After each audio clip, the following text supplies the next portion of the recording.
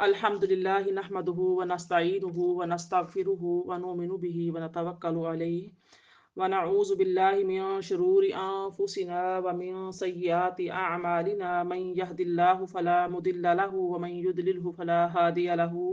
व नशहदु अन्न मुहम्मदन अब्दुहु व रसूलुहु अम्मा बाद फ़अऊज़ु बिल्लाहि मिनश शैतानिर रजीम बिस्मिल्लाहिर रहमानिर रहीम क़ाल अल्लाहु तआला फ़ी किताबिहिल मजीद वल फ़ुरक़ानिल हमीद कज़्ज़बत आदुनिल मुरसलीन इज़ क़ाल लहुम अख़ूहुम हूदुन अला तत्तक़ून इन्नी लकुम रसूलुन अमीन। सदक़ल्लाहुल अज़ीम। तर्जुमा समाअत फरमाएं। कौम आद ने भी पैगंबरों को झुटलाया जब उनसे उनके कौमी भाई हूद ने फरमाया, क्या तुम अल्लाह से डरते नहीं हो? बेशक मैं तुम्हारे लिए ईमानतदार रसूल बनकर आया हूँ। आप देख लीजिए, ये 123, 24 और 25 तक मैंने तिलावत की है, तर्जुमा भी पेश किया है। अब हज़रत मूसा अलैहिस्सलाम का सबसे पहले किस्सा हमने इस तफसीर में जाना था सूरह शुअरा की, तो उसके बाद आया था इब्राहीम अलैहिस्सलाम और हज़रत नूह अलैहिस्सलाम का। अब चौथे नंबर पे जो किस्सा आ रहा है, ये किस्सा आ रहा है हज़रत हूद अलैहिस्सलाम का। तो आद और कौम आद के जो जद्दे आला का नाम है ये हूद है, और जो मुकातिल हैं उसके बारे में कहते हैं कि आद और समूद एक दूसरे के चचाजाद भाई थे। यानी कि आद जो है वो हज़रत हूद अलैहिस्सलाम की कौम थी और समूद हज़रत सालेह अलैहिस्सलाम की कौम थी। आद और समूद दोनों की हलाकतों के दरमियान 500 साल का अरसा था। तो बाज़ मौरख़ीन जो हैं वो इसके बारे में कहते हैं कि आद और समूद दोनों भाई थे और इरम बिन साम बिन नूह की औलाद से थे। आद और उसके फर्जंदों का मस्कन यमन में था और समूद और उसके फर्जंदों का मस्कन हिजाज और शाम के दरमियान में था। इन सब की ज़बान जो है थी और लुगत अरबी थी। ये सब ख़त्म हो गए, अब उनकी नस्ल बाकी नहीं रही। यानी कि इनकी ज़बान जो थी ये अरबी थी। हाफिज़ इस्माइल बिन उमर बिन कसीर शाफी दिमिश्की ये लिखते हैं कि हज़रत हूद अलैहिस्सलाम के कबीले का नाम आद बिन ओस बिन साम बिन नूह था। ये अरब थे और अहकाफ में रहते थे, यानी कि पहाड़ों में गार बना के रहते थे। पहाड़ों के दरमियान जो रेगिस्तान होते हैं, ये जगह यमन में और ओमान में यानी हिजर मौत के दरमियान है। तो ये यानी कि यहाँ पे इनका मस्कन था यमन और ओमान वाली साइड पे। तो ये लोग मजबूत स्तूनों वाले खैमों में रहते थे। तो सही इब्ने हबान में अम्बिया और मुरसलीन के जिक्र में एक तवील हदीस मुबारका जो है वो मरवी है। उसमें जिक्र है कि नबी सल्लल्लाहु अलैहि वसल्लम ने फरमाया कि ए अबू ज़र, 4 नबी अरब हैं। एक हैं हूद अलैहिस्सलाम, दूसरे हैं सालेह और तीसरे शुएब और चौथे जो हैं हमारे नबी सल्लल्लाहु अलैहि वसल्लम। ये 4 नबी जो हैं हूद, सालेह, शुएब अलैहिस्सलाम और नबी सल्लल्लाहु अलैहि वसल्लम, ये चारों नबी अरब से थे। तो एक कौल ये आता है इनके बारे में कि हज़रत हूद अलैहिस्सलाम पहले वो शख्स हैं जिन्होंने अरबी ज़ुबान में कलाम किया, और एक कौल ये आता है कि हज़रत आदम अलैहिस्सलाम हैं जिन्होंने यानी कि अरबी ज़ुबान में यानी कि कलाम किया है। तो ये कौल जो है ये हक का ज़्यादा करीब है, और इसका मकसद ये है कि हज़रत आद से मुराद आदे ऊला है। ये वो पहली कौम है जिसने तूफान नूह के बाद बुत परस्ती की, और इनके 3 बुत थे। एक बुत का नाम स्वाद था, दूसरे का नाम समूदा था, और तीसरा जो बुत था इनका उसका नाम हर था। तो ये सबसे पहली कौम है जिसने जब तूफान में हज़रत नूह अलैहिस्सलाम का तूफान आया और सारे तबाह हो गए, तो उनके बाद जो है ना बुत परस्ती जो है ना इन लोगों ने की। इनके 3 बुतों के नाम जो मैंने बताए हैं वो ये हैं। अब देखिए इसके बाद जो आयत नंबर आप देखते हैं 26 देखते हैं, 126 और 127, इसमें क्या फरमाया, फत्तकुल्लाह व आतीऊन, सो तुम अल्लाह से डरो और मेरी अतात करो। मा अस्अलुकुम अलैहि मिन अजरिन इन अजरिया इल्ला अला रब्बिल आलमीन, और मैं तुमसे इस तबलीग हक पर कोई मुआवजा नहीं मांगता, मेरा अजर तो फ़क्त तमाम जहानों के रब के ज़िम्मे है। ये इसकी तफसीर करने की ज़रूरत नहीं है, इसकी तफसीर हमने कल भी की है। जो हज़रत सालेह अलैहिस्सलाम ने भी अपनी कौम को यही फरमाया था कि मैं दीन हक के तबलीग में तुमसे कोई उजरत वसूल नहीं करता। तो उजरत वसूल करने से उनका क्या मुराद था, कर सकते हैं नहीं कर सकते, इस बारे में कल मैंने डिटेल के साथ हदीस की रोशनी में बयान किया है। हम बढ़ते हैं आयत नंबर 128 की तरफ। वाह फरमाया, अतबनून बिकुल्ली रिइन आयतन ताबसून व तत्तखिजून मसानिअ लअल्लकुम तखलुदून व इज़ा बतशतुम जब्बारीन फत्तकुल्लाह व अतीऊन। 131 तक मैंने आप तिलावत की है, 128 से लेकर। اب دیکھیے اس میں یہ دیکھ لیجئے کہ اس آیت میں جو لفظ آیا ہے 128 میں اتبنون بکل ریع، ریع کا جو لفظ آیا ہے اس ریع کا معنی ہوتا ہے ٹیلا، ہر وہ اونچی جگہ جو دور سے نظر آتی ہے اس کو ریع کہتے ہیں۔ اور اس میں جو لفظ آیا ہے تابسون، تابسون کا جو لفظ ہے یہ عبس سے ہے، عین با سا اس کا مادہ ہے، تو یہ عبس سے بنا ہے، عبسا یا باسو، یعنی کہ اس کا معنی یہ ہے کہ کھیل کود اور بیکار کام، جو بیکار کام میں مشغول ہوتا ہے، جس کام کی کوئی غرض صحیح نہیں ہوتی، تو اس کام کو عبث کہا جاتا ہے، بیکار کام کہا جاتا ہے۔ اور اس میں یہ آیت کا جو لفظ ہے اس کا معنی ہے علامت، نشانی اور یادگار۔ تو قوم عاد جو تھی وہ ہر اونچی جگہ پر جو ایک یادگار تعمیر کرتے تھے۔ آپ کو پتا ہے قوم عاد کا ذکر سورہ فجر میں بھی آیا ہوا ہے، تو یہ بڑے بڑے اونچے اونچے محلات جو ہے پہاڑوں کے اوپر بنا کر رہتے تھے، غاروں میں بنا کر رہتے تھے، تو یہ ان کا یہ اللہ پاک نے ذکر کیا ہوا ہے یہاں پر بھی۔ تو حضرت ابن عباس جو ہے وہ فرماتے ہیں کہ وہ اونچی جگہ پر مکان بناتے تھے جس میں وہ رہائش کا ارادہ نہیں رکھتے تھے، اس لیے ان کو عبس فرمایا۔ تو سعید بن جبیر اور مجاہد نے کہا کہ وہ عمارت بنا کر اس کے اوپر برج بناتے تھے اور اس برج میں کبوتر رکھتے تھے۔ دہاق نے وہ بلند جگہ پر ایک عمارت بناتے اور اس میں کھڑے ہو کر آنے جانے والوں کو دیکھتے، ان کا مذاق اڑاتے تھے۔ تو ان کے اقوال کے علاوہ جو امام راضی ہیں ان کے بھی دو اقوال ہمیں ملتے ہیں۔ امام راضی فرماتے ہیں کہ وہ اونچی جگہ پر عمارتیں بناتے تھے تاکہ ان سے ان کا غنی اور خوشحال ہونا ظاہر ہو، اور وہ ان عمارتوں پر فخر کرتے تھے، تو اس لیے یعنی کہ ان کو اس کام کو عبث، یعنی کہ جو ہم پڑھ رہے ہیں آیت 128 میں تعبثون کا لفظ، تو یہ عبث جو ہے کہا گیا ہے کہ وہ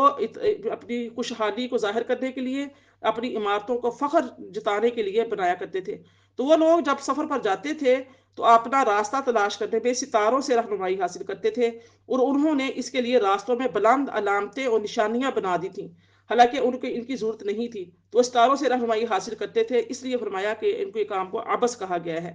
اب اس کے بارے میں جو امام راغب وہ فرماتے ہیں کہ عبث کا معنی جس کام کی کوئی صحیح غرض نہ ہو،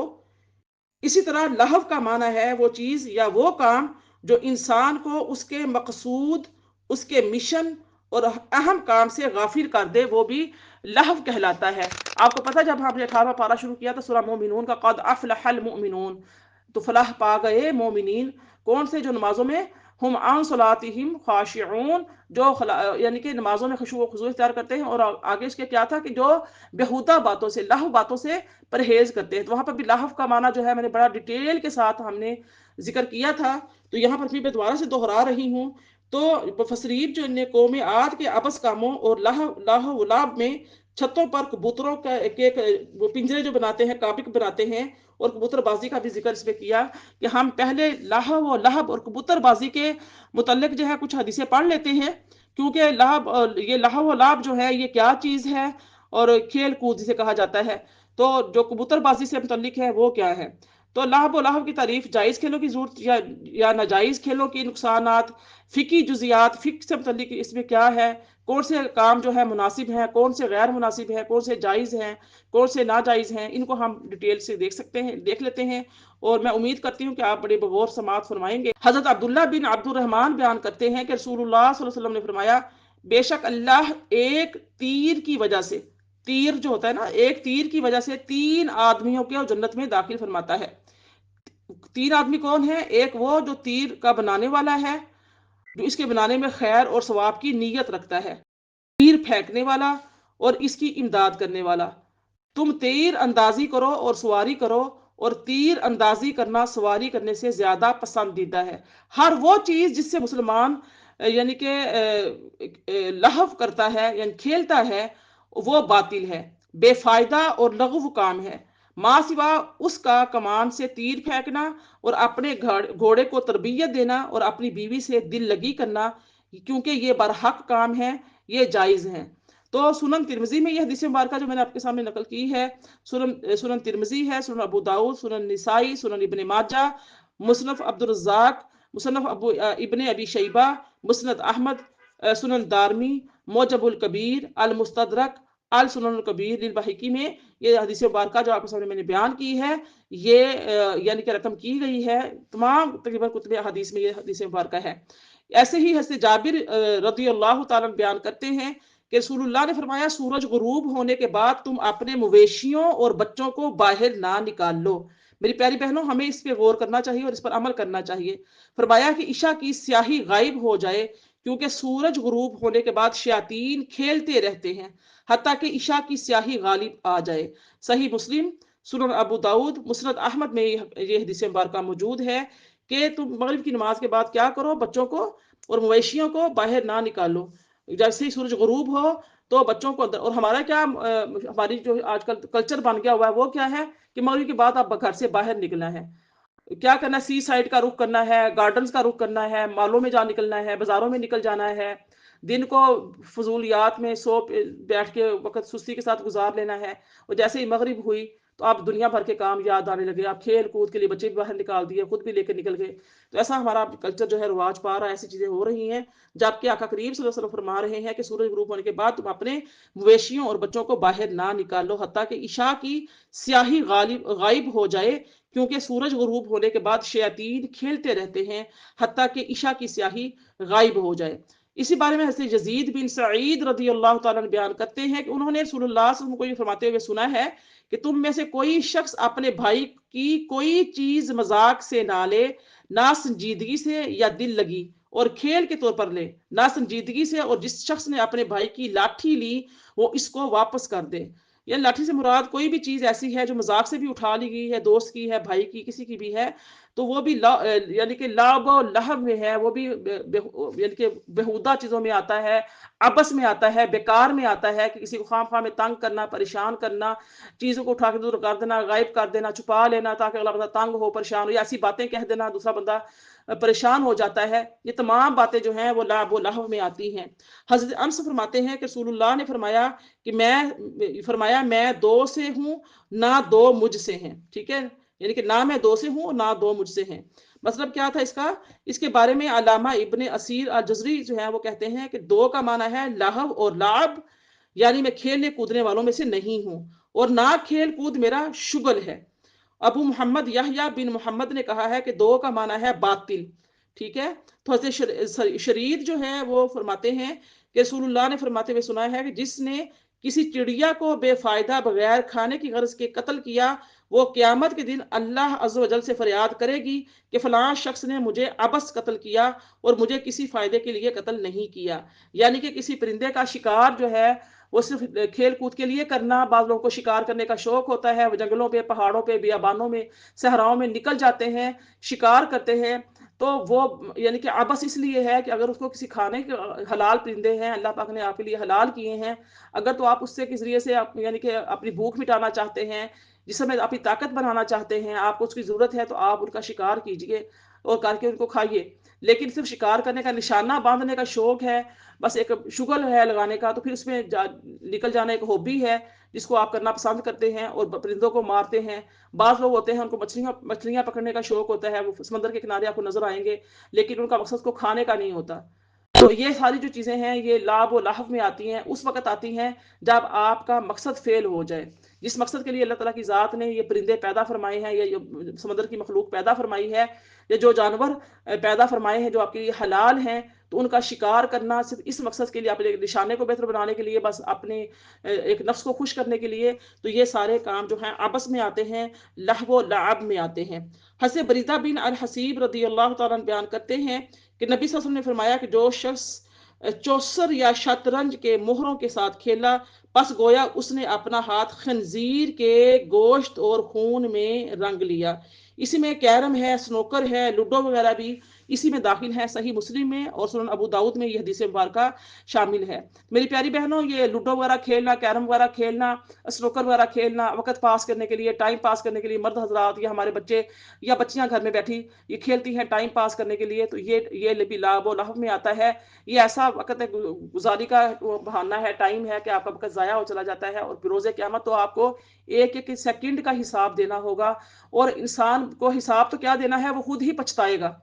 وہ خود پچھتا رہا ہوگا. ہم پیچھے قرآن پاک میں بار بار ایسی چیزیں پڑھتے ہوئے آ رہے ہیں احادیث کی روشنی میں کہ انسان کو پچھتائے گا. وہ کہے گا کاش میں نے اللہ تعالیٰ کی عبادت کر لی ہوتی, کاش میں نے کوئی صدقہ خیرات کر لیا ہوتا, کاش میں نے کوئی قرآن پر غور و فکر کر لیا ہوتا, میں نے نمازیں پڑھ لی ہوتی, میں نے نیکی اور بھلائی کے کام کر لیے ہوتے, میں نے خیر کی بات کہہ لی ہوتی. تو انسان جو ہے جو اپنا وقت ایسے گزارتا ہے, وقت گزاری کے لیے ایسے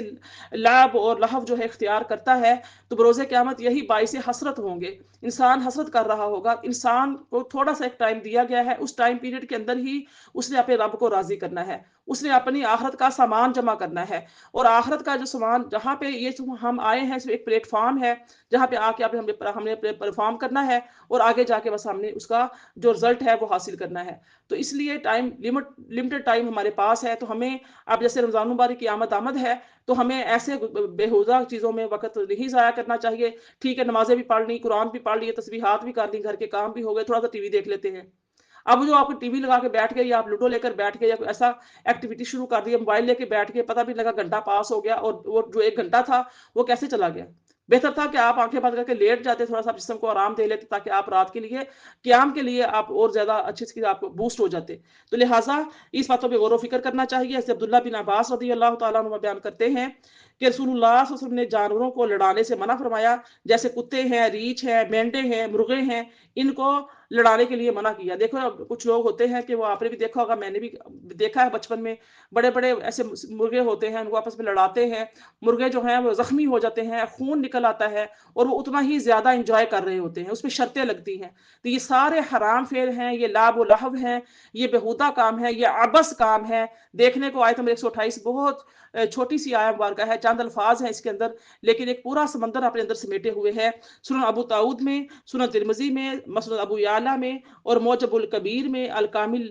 بن ادوی میں, اور سنن کبریٰ میں للبہیقی میں یہ حدیث مبارکہ جو آپ کے سامنے میں نے جو لوگ یعنی کہ جانوروں کو لڑاتے ہیں, مرغوں کو, مینڈوں کو, یہ سب حرام ہے, یہ عبث کام ہے. ان کتب حدیث میں یہ حدیث نقل کی گئی ہے. حضرت معاویہ بن بحزار رضی اللہ عنہ فرماتے ہیں کہ میں نے رسول اللہ کو فرماتے ہوئے سنا ہے کہ اس شخص کے لیے ہلاکت ہو جو لوگوں کو ہنسانے کے لیے جھوٹ بولتا ہے, اس کے لیے ہلاکت ہو, پھر اس کے لیے ہلاکت ہو. یہ بھی سنن ابو داؤد میں ہے, سنن ترمذی میں, مسند احمد میں ہے, سنن دارمی میں ہے. یعنی کہ لوگوں کو صرف ہنسانے کے لیے, شغل میلہ لگانے کے لیے جھوٹ بولنا. کامیڈین جو ہوتے ہیں کامیڈی کرتے ہیں, آپ دیکھتے ہیں وہاں جا کے یعنی لوگ ٹی وی لگا کے بیٹھے ہوئے ہیں, کھول کے بیٹھ جاتے ہیں, ٹی وی لگا کے دیکھتے ہیں, اور ہنس رہے ہوتے ہیں, وقت ضائع کر رہے ہوتے ہیں, گھنٹوں گھنٹوں کی ان کی کامیڈی چلتی ہے, لوگ بھی دیکھ رہے ہوتے ہیں اور ہنسا رہے ہوتے ہیں, محظوظ ہو رہے ہوتے ہیں. جبکہ یہ بھی کیا ہے, یہ عبث کاموں میں سے ہے, یہ ہلاکت کرنے والے کاموں میں سے ہے, اور یہ بھی چیز منع ہے شریعت میں. حضرت ابو ہریرہ فرماتے ہیں کہ رسول اللہ نے ایک شخص کو کبوتر کا پیچھا کرتے ہوئے دیکھا جس سے وہ کھیل رہا تھا, تو آپ نے فرمایا شیطان کا پیچھا کر رہا ہے. یعنی کہ آپ نے اس شخص کو بھی شیطان کہا اور اس کبوتر کو بھی شیطان کہا. فرمایا کہ شیطان کا پیچھا کر رہا ہے. یہ حدیث مبارکہ سنن ابو داؤد, سنن ابن ماجہ, مسند احمد, الادب المفرور, صحیح ابن حبان, اور سنن کبریٰ للبہیقی میں یہ حدیث مبارکہ رقم کی گئی ہے. آپ جو ہے محدثین کے نزدیک جو لہو کی تعریف ہے وہ یہ ہے کہ جس کام میں انسان اس قدر مشغول ہو جائے کہ اس کام کے علاوہ دوسرے کاموں سے غافل ہو جائے, اس کام کو لہو لہب کہا جاتا ہے. امام محمد بن اسماعیل بخاری فرماتے ہیں ہر وہ لہو باطل ہے جس کی مشغولیت انسان کو اللہ تعالی کی اطاعت سے غافل کر دیتی ہے. علامہ شہاب الدین احمد بن علی بن حجر عسقلانی شرح میں لکھتے ہیں کہ متعلقاً کسی فعل میں مشغول ہونا, خواہ اس فعل کی اجازت ہو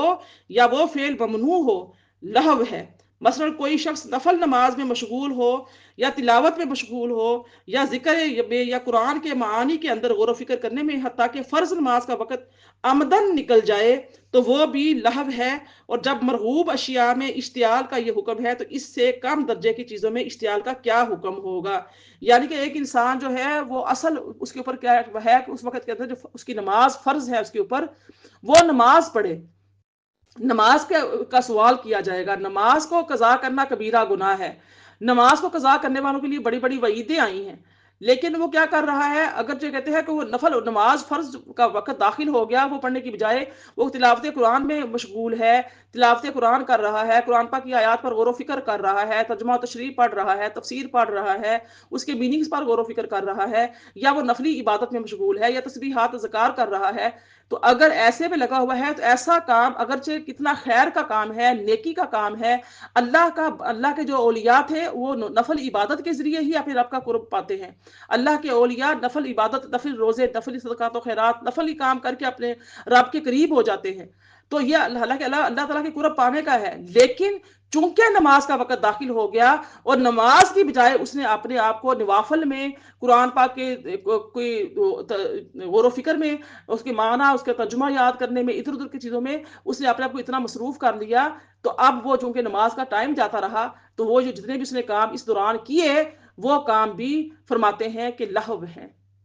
آپ دیکھ لیں کہ کیا ہے۔ استغفر اللہ۔ علامہ شہاب الدین جو ہے، علامہ بدر الدین محمد بن احمد عینی، امام بخاری کی عبادت کا مطلب یہ ہے کہ جب کسی کام میں اشتعال اللہ تعالیٰ کی اطاعت سے غافل نہ کرے تو وہ لہو نہیں، یعنی کہ غافل کر دے، جیسا تیر اندازی ہے، گھوڑے کو تربیت دینے میں اشتعال لہو باطل نہیں ہے بلکہ برحق امور میں سے ہے۔ اسی طرح ہر وہ کام جو حق میں معاونت کرتا ہو، خواہ علم ہو یا عمل، جبکہ وہ امور مباحہ میں سے ہوں، تو اس میں اشتعال لہو باطل نہیں ہے اور برحق امور میں سے ہے۔ جیسا کہ کسی شخص کا گھوڑوں اور اونٹوں میں بغیر شرط باندھے مقابلہ کرانا، یا کسی شخص کا بدن کی قوت بحال رکھنے کی قوت حاصل کرنے کے لیے دوڑنا، بھاگنا، ایکسرسائز کرنا، ایسی ورزشیں کرنا، یا دماغ کی تازی کے لیے آلات موسیقی کے بغیر اللہ تعالیٰ کی حمد و ثنا کو سننا، نعت شریف کو سننا، یا ایسے حکیمانہ اشعار سننا، یہ سب جو ہیں یہ جائز ہے۔ اگر کہ یعنی کہ اگر انسان ورزش کر رہا ہے، یعنی کہ بھاگ دوڑ کر رہا ہے، کوئی ایسے کام کر رہا ہے، اس میں وقت لگ رہا ہے، لیکن اس کا مقصد جو ہے وہ مقصد اچھا ہے، تو جسمانی جو ورزش ہوتی ہے، اس کی جو دلچسپی کے لیے جو کھیل کھیلے جاتے ہیں، ان کے کھیلنے سے اگر کسی غیر شرعی امر کا ارتکاب نہ ہوتا ہو اور کوئی عبادت ضائع نہ ہوتی ہو تو ان کا کھیلنا جائز ہوتا ہے۔ بعض کھیل ایسے ہیں جن میں کھلاڑی گھنٹوں سے یعنی کہ گھٹنوں سے اونچا نکر پہنتے ہیں، شارٹ پہنے ہوئے ہوتے ہیں، تو یہ بھی کیا ہے، اچھی چیز نہیں ہے۔ کھیل ایسے ہیں جو صبح سے شام تک جاری رہتے ہیں اور ظہر کی نماز کا وقت کھیل کے دوران آ کر نکل جاتا ہے، اور کھلاڑی اور کھیل دیکھنے والے نماز کا کوئی خیال نہیں کرتے۔ کھانے اور چائے کا وقفہ کیا جاتا ہے لیکن نماز کا کوئی وقفہ نہیں ہوتا، اور بعض دفعہ کسی کھیل میں ہار جیت پر کوئی شرط رکھی جاتی ہے۔ یہ سب امور جو ہیں یہ ناجائز ہیں۔ انسان کی صحت اور جسم کو چاق و چوبند رکھنے کے لیے کھیل اور ورزش دونوں بہت ضروری ہے۔ بعض لوگ میز کرسی پر بیٹھ کر دن رات پڑھنے لکھنے کا کام کرتے ہیں، ان کو اپنے کام کی وجہ سے زیادہ چلنے پھرنے اور جسمانی مشقت کے موقع نہیں ملتا، تو اس کی وجہ سے ان لوگوں کی جو پیٹ نکل آتے ہیں، توند نکل آتی ہے، اور خون میں کولیسٹرول کی مقدار زیادہ ہو جاتی ہے، اور لوگ شوگر کے مریض ہو جاتے ہیں، ہائی بلڈ پریشر کے مریض ہو جاتے ہیں، معدے کی بیماریوں کے، السر کے مریض ہو جاتے ہیں، معدے کے ذوف کا شکار ہو جاتے ہیں، پیٹ میں گیس کا بننے لگتی ہے۔ تو ان تمام بیماریوں سے محفوظ رہنے کے لیے یا بیماری لاحق ہونے کے بعد ان کا مقابلہ کرنے کے لیے اگر ایسے لوگ جو ہیں جو دین کے کاموں میں مصروف رہتے ہیں، کھیل کود یعنی کہ اپنی